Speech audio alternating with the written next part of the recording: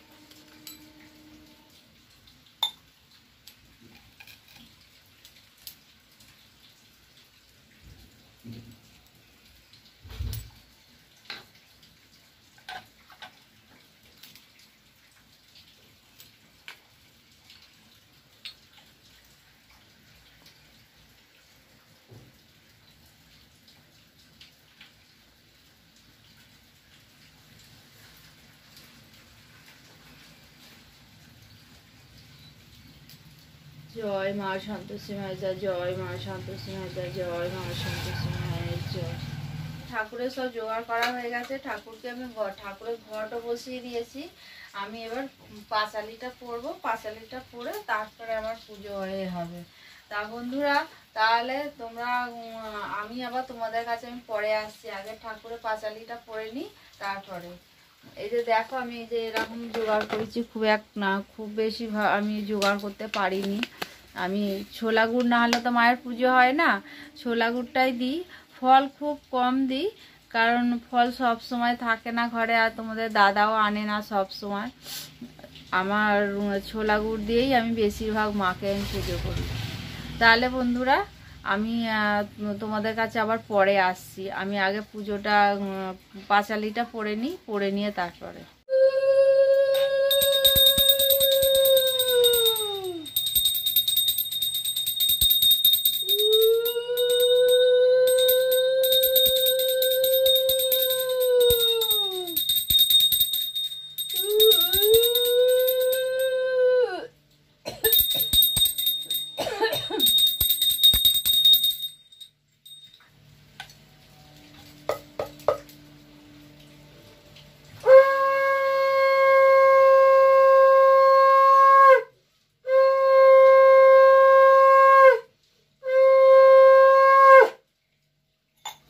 আর ঘিয়ের বাতি করিও তোমার আরতি, এসো মাগো জেনে জানে পুজো করে নির্মতি, গুড় ছেলে ভোগ দিয়ে করব তোমার নিবেদন আনন্দ দায়ী, মহানন্দে করব ভোজন, সুদিনে দুর্দিনে থাকো মাতা, দিনে ভেঙে থাকো তোমার কৃপায় মাগো জানে সুখ শান্তি আছে, সযতনে করি মাতা তোমার ভোগ আরতি, আশি জলে ভক্তি ভরে করিও তোমার প্রণতি।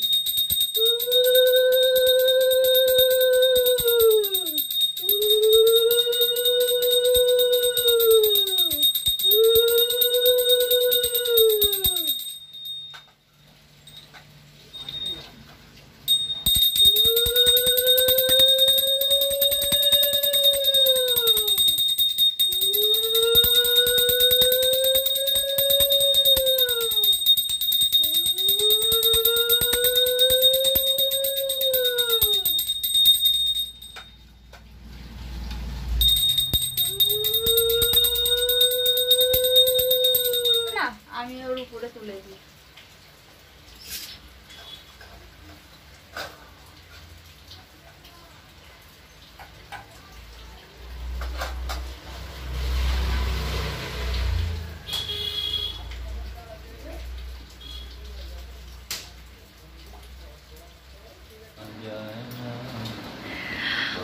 আমার গনু অনেক দিন পর মুখ থেকে গান বেরিয়েছে।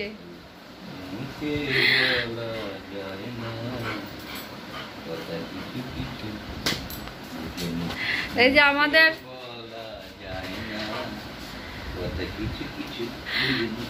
সোনামা চলে গেছে তার বাবার কাছে, মাছি ধরতে গেছে, মাছি। বন্ধুরা আমি মাকে এই যে উপরে বসিয়ে দিয়েছি।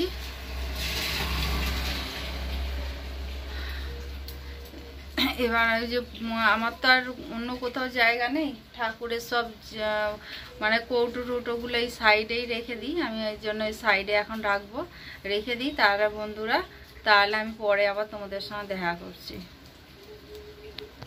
আবার এই যে আমার ঘরের নিত্য পুজো আমাকে এখন করতে হবে। আমাকে এই কাপড় টাপড়গুলো সব করতে হবে, পাল্টাতে হবে। কারণ এই কাপড়গুলো না কতদিন ধরে টুলটা ছিল না ঘরে, আমি কিচ্ছু পরিষ্কার করতে পারিনি। দেখো বন্ধুরা 7টায় বসেছিলাম পুজোয়, এই যে এখন বাজে 8:45। মিটলো, চা খেলাম, চা খেয়ে একটু ফোনটা একটুখানি দেখছিলাম কোথায় কি ভুল হয়েছে না ভুল হয়েছে ভিডিওগুলো বলছি। আজ সকাল থেকে যে ভিডিওটা ঠাকুরের করেছি সেগুলো সব কিছুটা এডিট করলাম, করে রাখলাম। আমি এবার যাব ঘর সংসারের কাজে।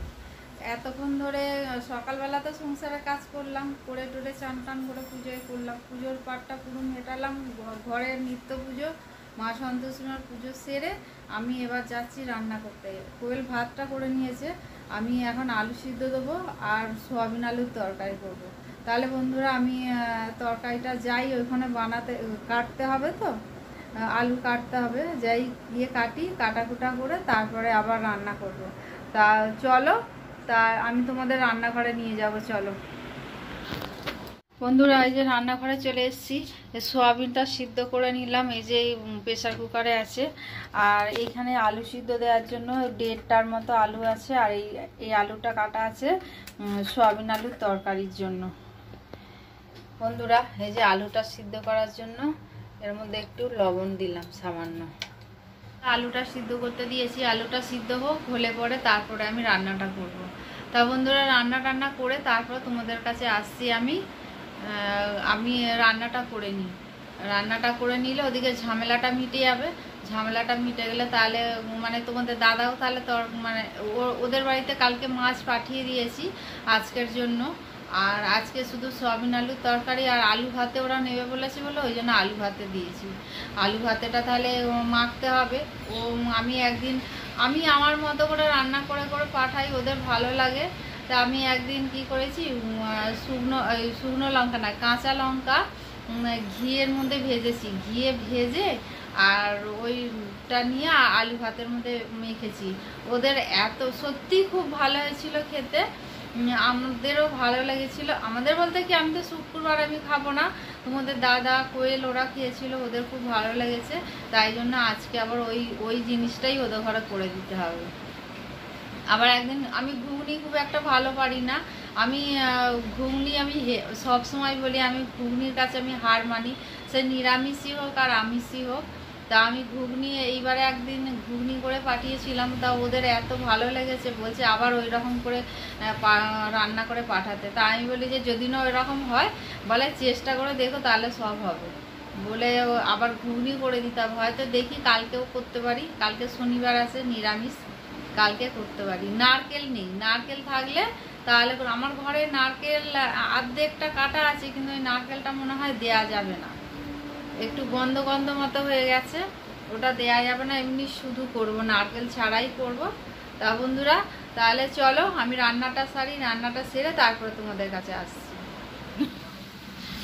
এই যে আমাদের রান্না হয়ে গেছে বন্ধুরা, এই যে ভাত, এখানে আলু সিদ্ধ, এটা হচ্ছে কাঁচা লঙ্কা ঘি দিয়ে ভেজে মাখা, আর এখানে কোয়েল মাখছে পেঁপে, ও ভাত খাবে পেঁপে দিয়ে, আর এই যে এখানে হলো কোয়েলের ভাত, আর এই যে সোয়াবিনের তরকারি।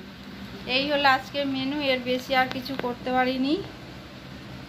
তো আর বেশি দূর বাড়ালাম না। তোমাদের যদি ভালো লেগে থাকে তাহলে লাইক কমেন্ট আর প্রচুর প্রচুর বন্ধুদের কাছে শেয়ার করে দিও। তোমরা আমার সঙ্গে থেকো, পাশে থেকো, তোমরা ভালো থেকো, সুস্থ থেকো, সাবধানে থেকো, এই বলে আজকের ভিডিওটা রাখলাম। আর পরের দিনে নতুন সকাল, নতুন দিন, ডল ডোরা আমার সংসার নিয়ে আমি আবার চলে আসবো। ধন্যবাদ বন্ধুরা, টাটা।